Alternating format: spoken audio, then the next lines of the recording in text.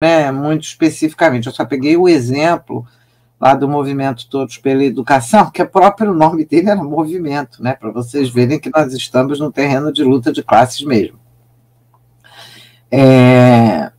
Então, em primeiro lugar, a gente teria de definir especificamente o que estamos considerando como bloco histórico na configuração brasileira contemporânea, em que o que foi a estratégia, né, democrático-popular levada adiante pelo PT fracassou redondamente, né, numa política de coalizão de classes, e enfraqueceu o conjunto das classes trabalhadoras, das quais retirou protagonismo para entregar esse protagonismo a uma parcela das classes dominantes. Essas classes dominantes que já tinham esse protagonismo aderiram, entregaram, né, ficaram temerosas frente à possibilidade do que, apesar da docilidade do PT, as classes trabalhadoras aumentassem a escala de suas reivindicações e não estavam mais dispostas a acenar com nenhuma concessão.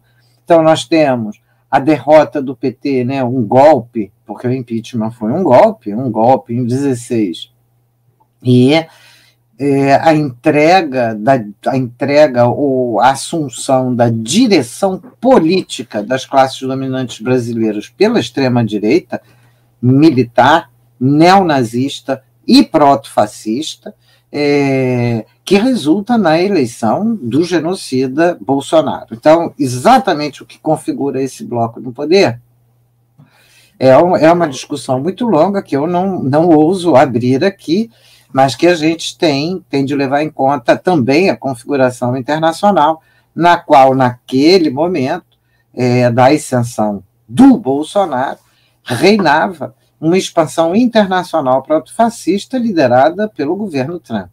Então, essa é uma parte da sua pergunta. Eu não gosto da expressão guerra híbrida. Está na moda, todo mundo usa, porque a suposição da guerra híbrida é aquele livro do Coríbico que foi publicado pela Expressão Popular, está disponível, eu li o livro, acho que vale a pena ler, mas eu acho que ele tende, a tendência, são autores ligados a próprios serviços de inteligência e de guerra internacional, que tendem a desconsiderar as lutas de classes e a olhar principalmente a movimentação e orquestração dos dominantes, como se só eles se movimentassem nos tabuleiros. Então, eu não diria que 2009, 2010, nas primaveras árabes, aquilo foi uma guerra híbrida, aquilo chama luta de classes, e ali você tem uma população, massas populares enfrentando o Estado e intervenções estrangeiras pesadas, elas sim trazendo o que elas chamam de guerra híbrida, mas elas estavam interferindo numa guerra de classes. Também aqui os procedimentos de falsificação midiática, o encapsulamento nas bolhas de WhatsApp, realizados pelo governo Bolsonaro, são interferências em lutas de classes. Se a gente elimina a discussão das classes desse debate e só olha para a dominação, a impressão que a gente tem é que não é possível mais nada. Né? Mas não é bem assim, porque não existe capital sem trabalho. Não existe. Capital depende de drenar o sangue vivo do trabalho vivo, a energia viva do trabalho vivo. Portanto, se tem muito capital, é sinal de que tem muito trabalhador em condições terríveis. Então, lógico que o capital vai tentar armar condições as mais drásticas, as mais terríveis, tanto para controlar essa massa de trabalhadores, quanto para convencer.